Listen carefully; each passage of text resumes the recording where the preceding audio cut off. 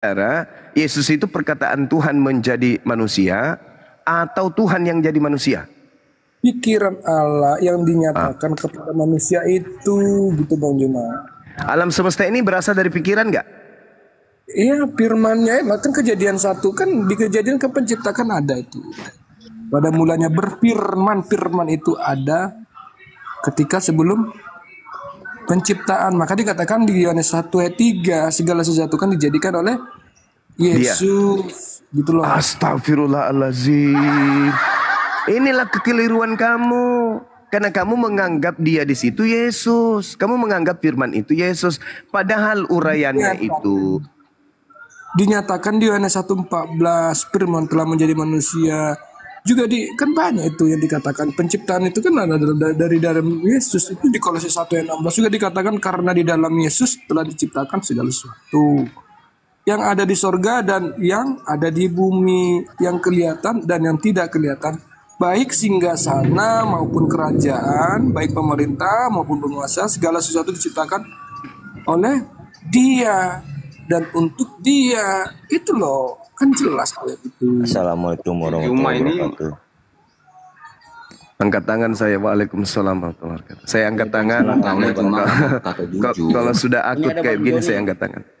Angkat tangan saya kalau sudah akut kayak gini. Susah sembuh. Kita sapa dulu Bang Joni. Bang Joni, selamat pagi Bang. Masalahnya apa itu Bang Juma? Dengan firman itu masalahnya di mana? Firman itu perkataan yang keluar dari mulut Tuhan. Nah, jadi menurut Bang Juma, Yesus itu nggak firman gitu? Yesus bukan firman. Yesus bukan firman.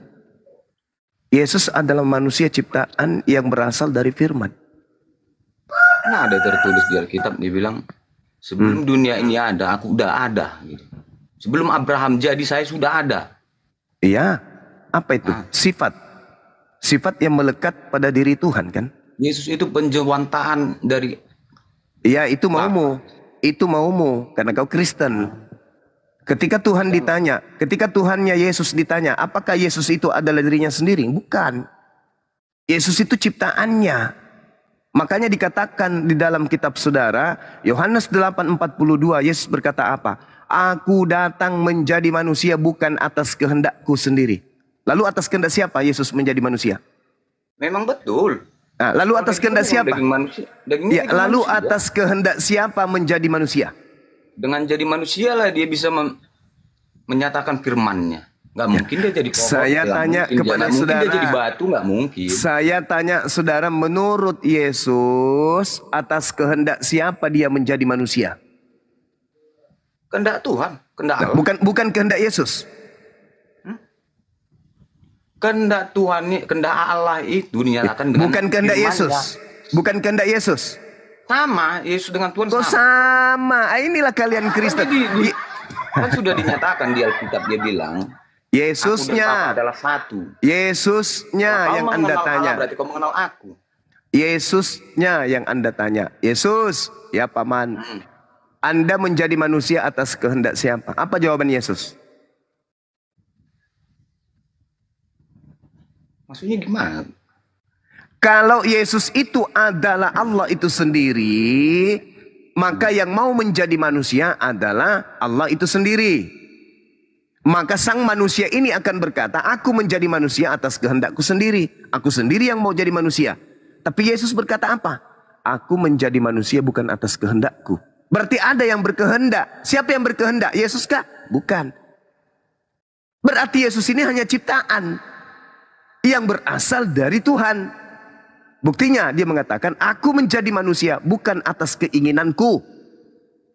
Lalu atas keinginan siapa? Ya keinginan Tuhan. Tapi kenapa di dalam Alkitab dia bilang, kalian tidak tahu dari mana aku. Aku dari atas sementara kalian dari bawah. Ya memang dia dari atas karena dia berasal dari kehendak Tuhan. Ya berarti kamu tahunya. Kenapa saya bolak-balikkan omongan? Loh, Yesus ini kan utusan Tuhan. Bukan utusan presiden. Utusan Tuhan, Anda ngerti kak? Ketika dikatakan utusan Tuhan berarti dia berasal dari atas. Tapi dia bukan Tuhan. Utusan Tuhan bukan Tuhan. Yesus itu nabi. Yesus itu rasul besar. Dia utusan Tuhan, maka dia dikatakan dia berasal dari Tuhan. Bukan berasal dari Saripati, tapi dia berasal dari Tuhan karena dia utusan Tuhan.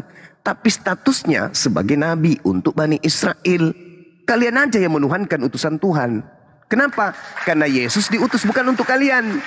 Yesus itu untuk Bani Israel. Yang diutus untuk kalian itu adalah Yesus Kristus yang datang kepada Paulus. Di mana ayatnya? Matius 15 nomor 24. Aku diutus hanya kepada domba yang hilang dari umat Israel.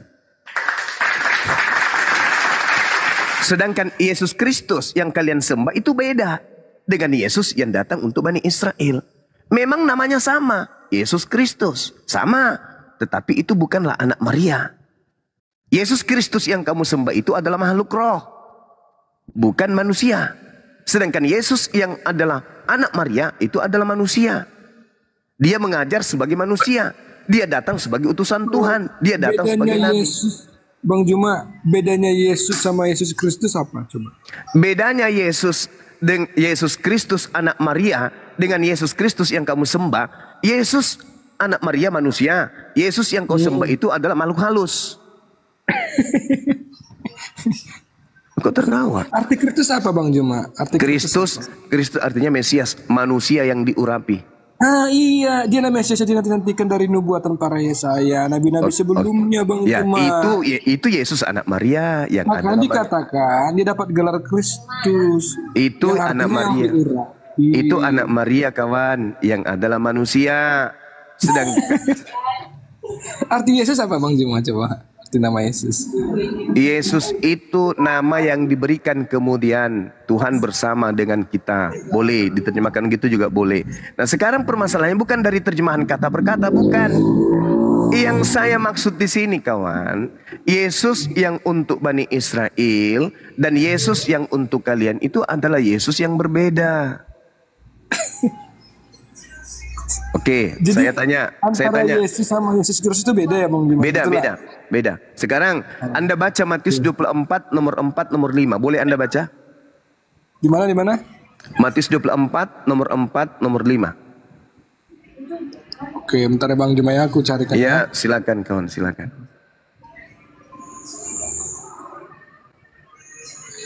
Matius berapa? 24 nomor 4 dan nomor 5. Oke, jawab Yesus kepada dibaca. mereka, waspadalah supaya jangan ada orang yang menyesatkan kamu. Sebab banyak orang akan datang dengan memakai namaku dan berkata, akulah Mesias, dan mereka akan menyesatkan banyak orang. Nah, pertanyaan, menurut Yesus akan ada penyesat memakai namanya. Namanya siapa penyesat itu? Ya Mesias. Kristus. Jadi siapa Mesias yang dinantikan itu, Bang Juma? Mesias yang dinantikan itu sudah datang, yaitu Yesus anak Maria.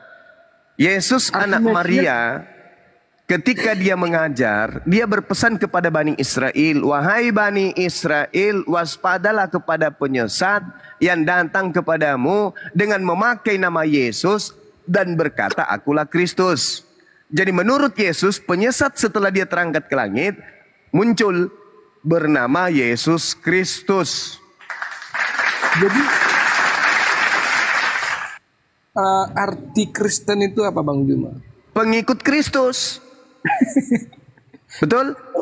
Berarti Kristen itu penyesat gitu. Ya, siapa lagi kalau bukan kalian? Kutanya dulu. Yesus berkata kepada muridnya Bani Israel.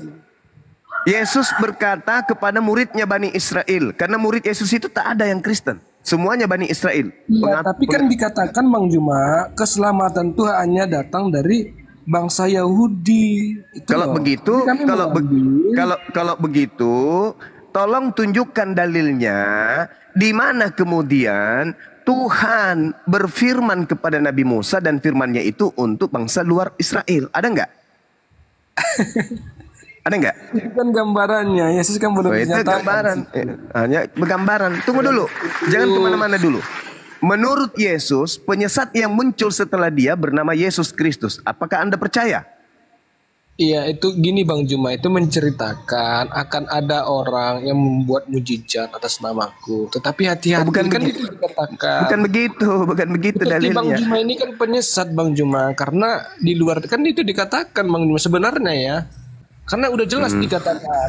Coba Terkutuklah yang 2 kali loh dikatakan. Terkutuklah ini Bang Juma termasuk kutuk gitu, akan mendapatkan kutuk itu. Itu kalau dari Alkitab Bang Juma ya. Aku Alkitab yang Sekarang begini, Bentar dulu, Bang. penyesat itu bergelar apa? Menurut Yesus bergelar itu yang tadi apa? yang Bergelar membawa apa?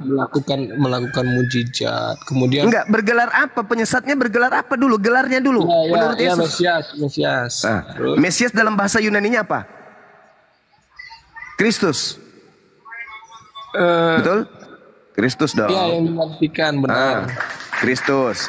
Berarti penyesatnya itu bergelar Kristus. Kristos, iya benar. Sekarang permasalahannya adalah yang datang kepada Paulus gelarnya apa? Mesias. Nah, Yesus berkata ketika dia datang kedua kalinya, dia datang sebagai apa? Sebagai manusia atau bukan?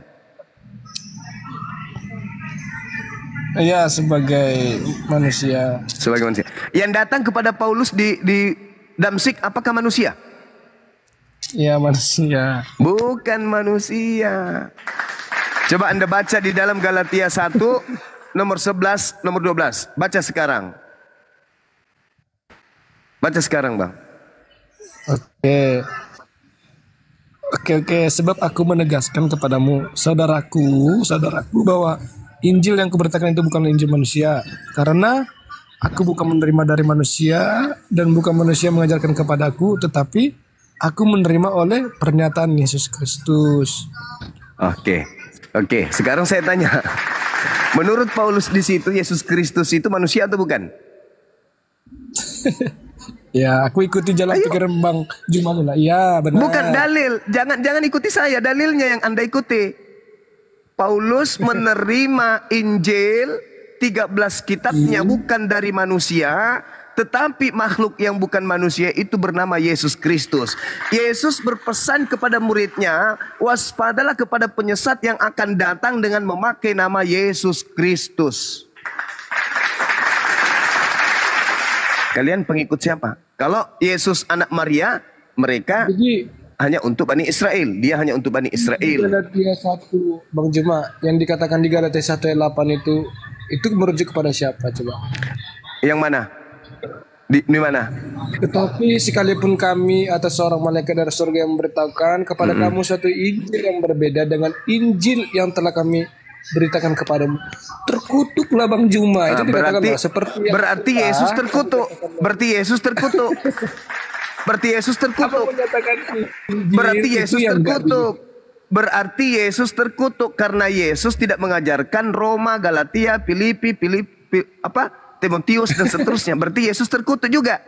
Karena Injil yang diberitakan Yesus bukanlah Roma, Galatia, Filipi. Alamak, banyak kali ceritamu. Permen karet. Injil artinya permen karet. Ya, permen karet. Terlalu banyak cara Anda kemudian lari, kawan. Yesus berkata waspadalah kepada iblis yang datang dengan memakai nama Yesus dan berkata akulah Kristus. Itu kata Yesus. Murid-muridnya ada nggak kemudian yang percaya kepada pengajaran Paulus? Tak ada. Makanya yang penyesat itu Allah SWT Tuhan negeri Mekah. Yang penyesat itu Allah SWT Tuhan negeri Mekah. Itu Tuhanmu itu Mekah. Di mana dalilnya? Yang di mana dalilnya di dalam Bible? Tuhan negeri Mekah. Tolong tunjukkan di Bible gelar penyesat itu SWT. Bukankah gelar penyesat itu Kristus? Tertulis loh itu. Matius 24 nomor 5. Gelar penyesat itu adalah Kristus. Tertulis Bang. Tidak ada bergelar SWT, nggak ada. Justru SWT itu adalah gelar Tuhannya Bani Israel. Yesaya 5:16. Gelar Tuhannya Israel itu Maha Suci, Maha Tinggi. Disingkat SWT dalam bahasa Arab. Gitu kawan. Jadi jangan stres ketika kami apologet Islam datang mengajarkan kebenaran. Jangan depresi, jangan panik, jangan stres. Dengarkan, ikuti. Kalau salah bantah. Kalau sudah benar, renungkan, pikirkan. Kok bisa ya? Kayak tadi, penyesat menurut Yesus yang datang setelah dia bergelar SWT, bergelar Sallallahu Alaihi Wasallam atau bergelar Kristus. Ternyata terciduk di situ penyesat itu bergelar Kristus. Nah, Kristen ini siapa? Kristen pengikut Kristus. Dengan kata lain, boleh kami mentafsirkan. Kristen ini terindikasi pengikut penyesat. Terindikasi karena Yesus berkata penyesat itu menggelari dirinya dengan gelar Kristus. Sedangkan Kristen pengikut Kristus. Berarti Kristen ini adalah pengikut yang terindikasi penyesat. Nah, sekarang tinggal Kristen buktikan apakah Kristus yang kalian ikuti adalah Kristus anak Maria atau Kristus penyesat. Ada tidak Kristus anak Maria kemudian mengajarkan menjadi Kristen? Tak ada. Ada nggak Kristus anak Maria mengajarkan ibadah minggu? Tak ada. Ada nggak Kristus anak Maria mengajarkan makan babi? Tak ada. Ada gak kemudian Kristus anak Maria mengajarkan untuk merasulkan Paulus? Tak ada. Mengkitabkan Roma Galatia ada gak? Tak ada.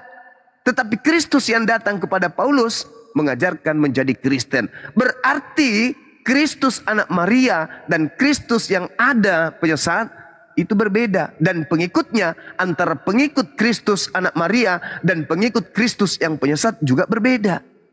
Pengikut Kristus anak Maria tentu bersunat, ibadahnya Sabat, kitabnya Perjanjian Lama. Kristus penyesat, pengikutnya Kristen. Itu kesimpulan. Itu kesimpulan dari saya. Di dalam kemudian bertanya kepada kawan-kawan, Kristus mana yang Anda ikuti? Kristus anak Maria. Kalau Kristus anak Maria, pengikutnya pasti Yudaism, tidak menjadi Kristen, tidak menyembah makhluk roh. Kalau pengikut Kristus anak Maria sudah pasti adalah praktisi Torah. Tetapi Kristus yang pengikutnya adalah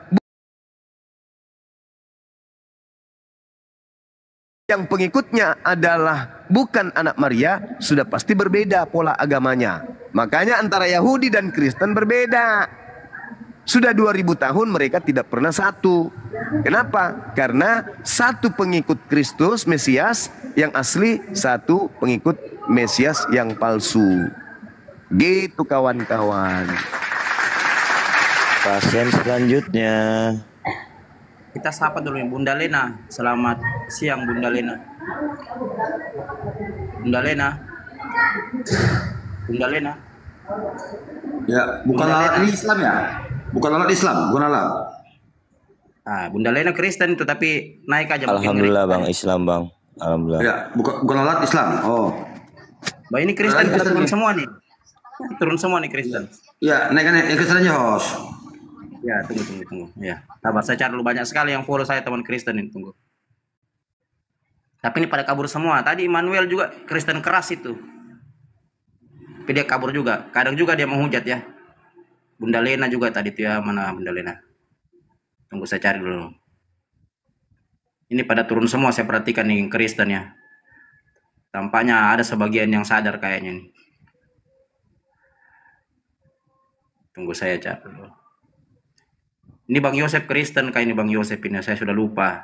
Ya. Tapi diskusinya no hujat ya, no hujat. Saya turunkan kalau menghujat ya. Ya Bunda Mary Kristen Pak Islam nih. Kita ini Bunda Mary yang mualaf kah? Ada di bawah itu saya perhatikan. Ya, tunggu saya perhatikan dulu. Solasira, coba kita naikkan Solasira ya, minta permintaan naik ini. Ini Kristen Pak Islam ya, saya udah lupa. Soalnya banyak sekali teman.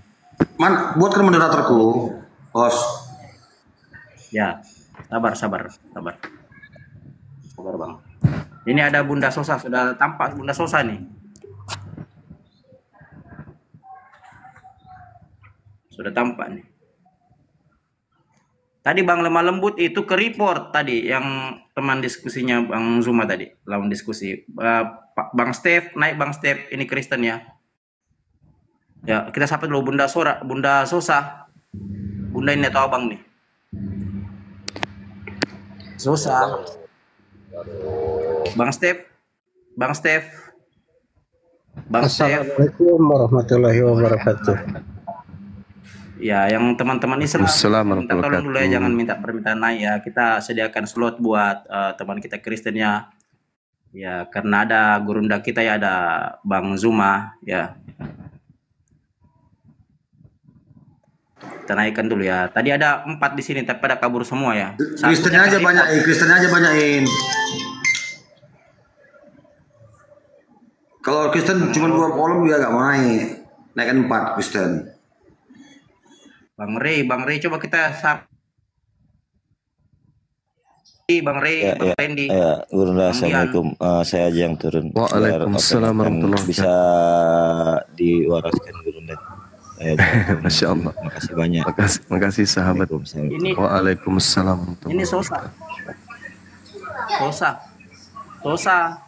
Kalau enggak menjawab saya turunkan Bang Sosa. Duh, saya turunkan Bangnya karena tidak menjawab Bang. Jangan sampai naik nge-report ya. Tadi Bang Lemah Lembut itu ke report ya. Lucu juga saya. Barusan ada Kristen ke report ya. Iya, ada Kristen ke report juga. Wah, parah nih. Biasanya Islam yang ke report, ini Kristen. Salah sasaran mungkin. Si Ya, penombaknya bisa itu jadi salah sasaran. Barusan ada di room saya, sepanjang ada ini. Karena di room saya ini selalu Kristen ini. 3 biasa 5 orang. Kadang saya sendiri, yang lainnya Kristen. Ini barusan ada yang ke report. Tadi seru diskusinya tadi itu. Oneness dengan Tritunggal bertengkar di sini. Aleta. Ini coba Tony Simamora ini. Tony Simamora naik Bang Tony.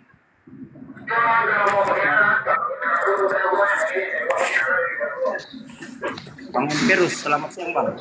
Bang Empirus, selamat siang. Bang Empirus, selamat siang Bang. Bang Empirus. Nah, kita ke bawah dulu. Bang Tony Simamora, selamat siang. Bang Tony Simamora. Bang Tony. Wah, ini pada naik teman Kristen kok nggak jawab nih. Tony Simamora.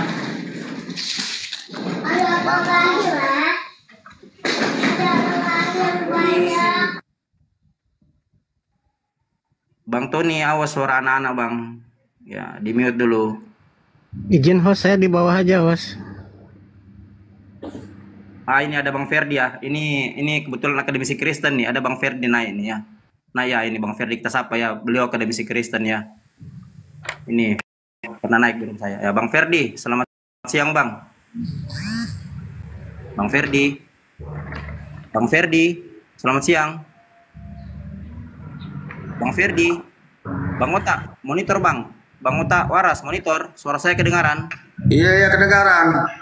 Ya Bang Ferdi. Kedengaran.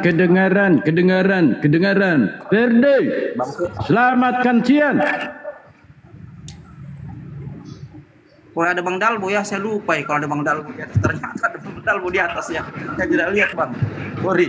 Oh saya ini sembunyi. Saya izin ke bawah aja ya, Gurunda semua. Di sini aja, di situ aja. Ferdi, selamat siang. Mungkin malam ya. Ferdi, selamat malam. Ya, selamat malam. Nah, itu. Lanjut Gurunda. Bang Suma, itu malam. Iya, silakan. Nah, ini saya tanya sama Bang Suma ya. Ada pertanyaan saya sama Bang Suma nih. Silakan Bang. Iya Bang, ini ya Anisa 116 itu kan, itu menyatakan di situ kan dosa musyrik itu adalah yang menduakan Allah, yang mempersekutukan Allah, ya kan? Iya. Saya Kristen ya.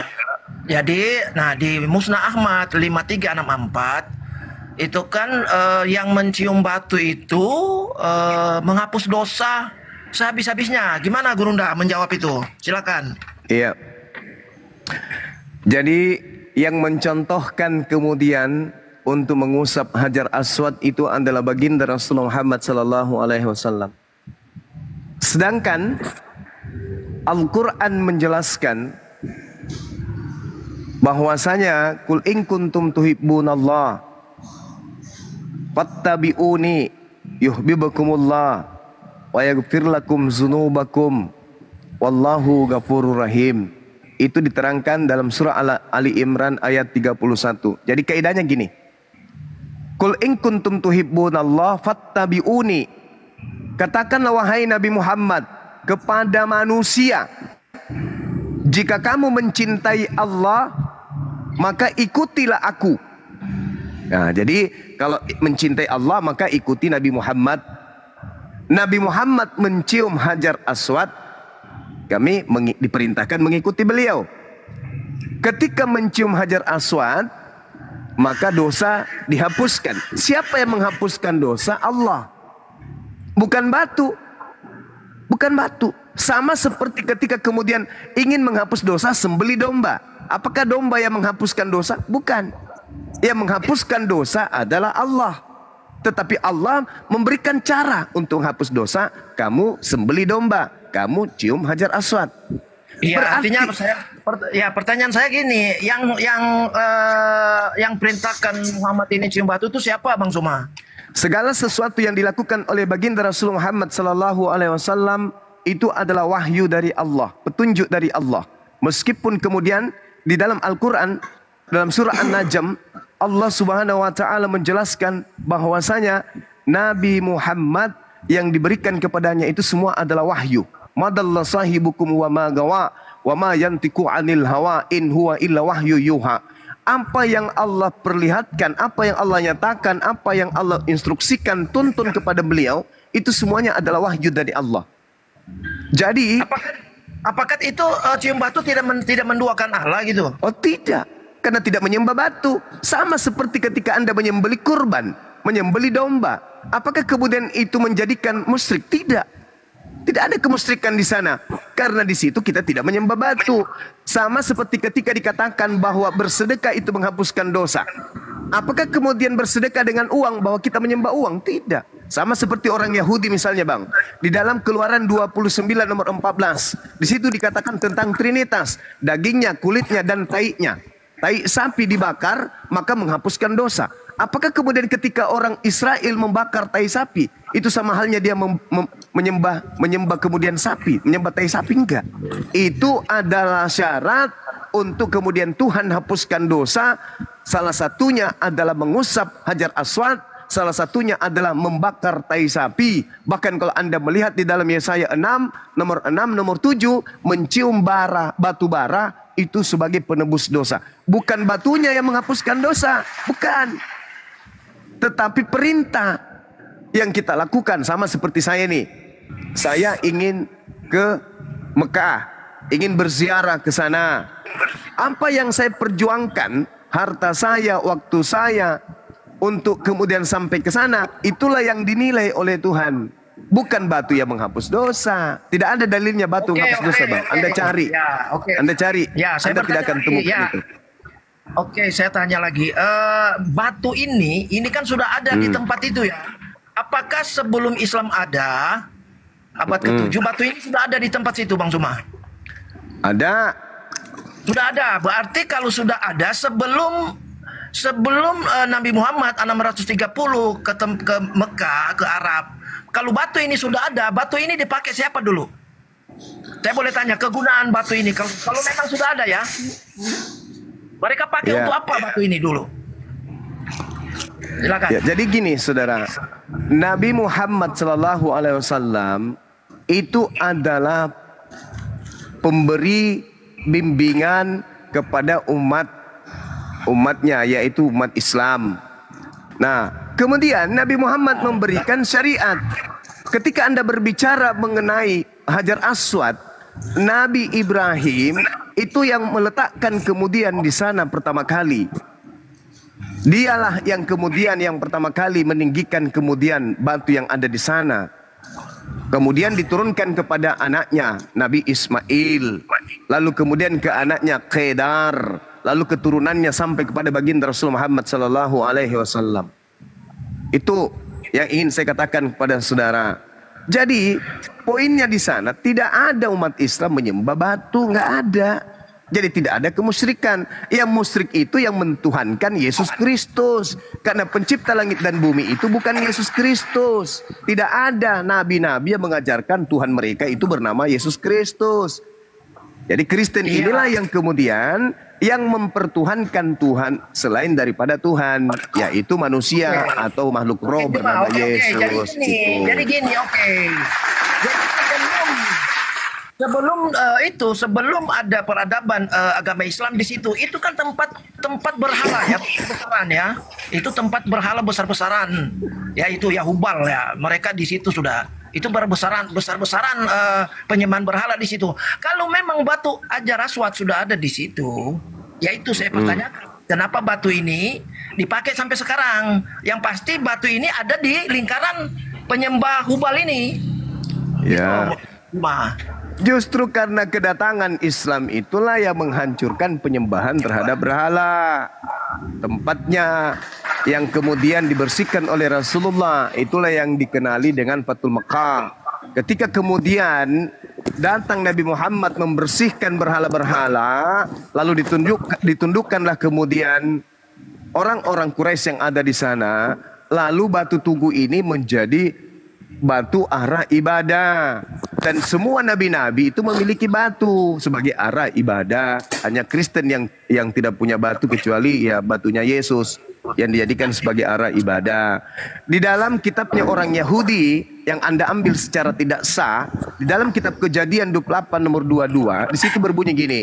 Dan batu yang kudirikan sebagai tugu ini akan menjadi rumah Allah. Dari segala sesuatu yang engkau berikan kepadaku akan selalu kupersembahkan 1/10 kepadamu. Itu sudah diajarkan oleh Nabi Ibrahim alaihissalam. Yang Kristen ini yang bermasalah. Kenapa Anda menjadikan kiblat Anda kepada batu sakarnya Yesus? Itu kawan, masalah itu. Karena Nabi Yakub. Cuma, aduh saya masih pingin sekali ya dialog, tapi saya ada tamu ini. Cuma minta maaf ya, bos. Kenapa giliran batu sakarnya Yesus langsung lari? Lanjut ya. Ya, nggak apa-apa. Saya sudah hafal. Makasih Bang Juma, Bang Juma. Sama-sama saudara. Penyembah batu sakar Yesus ya, baik. Yang lain. Sebelum lari, apakah dia mau tanggapi dulu Guru? Nggak berani karena dia tahu bahwa Kolose 2 nomor 9 Kristen itu penyembah batu sakar. Kristen tahu kalau Bang Suma bawa Kolose 2 nomor 9, Kristen ketahuan kalau Kristen itu menyembah batu zakarnya Yesus. Ya kita sapa dulu Bang Suma, ini ada tamu Bang Tony Simamora. Selamat siang Bang. Bang Tony dibuka mute-nya. Bang Aleta. Iya. Bang Aleta. Iya Bang. Siap Bang. Kristen Islam Bang. Assalamualaikum warahmatullahi wabarakatuh. Muslim Bang. Waalaikumsalam. Saya singkat saja Bang. Saya cuma mendoakan Bang Zuma, semoga Allah Subhanahu wa taala selalu memberikan kesehatan kepada beliau. Amin. Bang Zuma, saya juga orang Makassar Bang Zuma, dan sama-sama sebelumnya saya itu pernah ngomong sama Bang Yonatan Nandar untuk berguru. Tetapi sepertinya hati saya ini condong kepada Bang Zuma. Mudah-mudahan saya diberikan kesempatan untuk bisa berguru juga kepada Bang Zuma. Insya Allah. Kita sama-sama belajar Bang. Baik Bang Zuma. Siapa tahu ada kajian atau tempat yang bisa saya datangi Bang Zuma, izin. Iya, biasa kajiannya itu di Pondok IT, Banta-Banta yang markas Makassar Mualaf Center Indonesia. Baik, insya Allah saya cari Bang Zuma. Makasih banyak. Terima kasih banyak host. Ya. Saya pamit. Assalamualaikum warahmatullahi wabarakatuh. Waalaikumsalam. Bang Tony. Duh Bang Tony, wah turun. Tampaknya Bang Tony naik hanya report saja nih Bang Tony ya. Ya teman-teman Kristen di bawah silakan naik ya. Ya teman-teman tetap layar dikencangin teman-teman ya. Ada lapor dari bawah agak lag nih ya. Dikencangin tetap layarnya biar belum kita kencang. Agak berat komal ya. Ya, tadi kenapa Bang Ferdi turun ya? Bang Ferdi itu sebelumnya keras juga kalau naik di Komal saya ini debat ya. Keras juga orangnya. Ini malu tadi karena keciduk nyembah batu sakar. Ya, betul. Dia memang narasinya selalu itu bawa baju batu hitam tuh. Dia lupa kalau dia iya. Kalau di hadis memang ada Bang Ferdi, tapi kalau di Al-Quran tidak ada perintah nyembah batu. Tapi ke dalam Bible kau yang kau yakini kitab suci itu ada perintah memang Tuhan kau dijadikan batu baru disembah. Kan ada rentetan sejarahnya dari kejadiannya. Kejadian Yesaya sampai ke perjanjian baru kan begitu.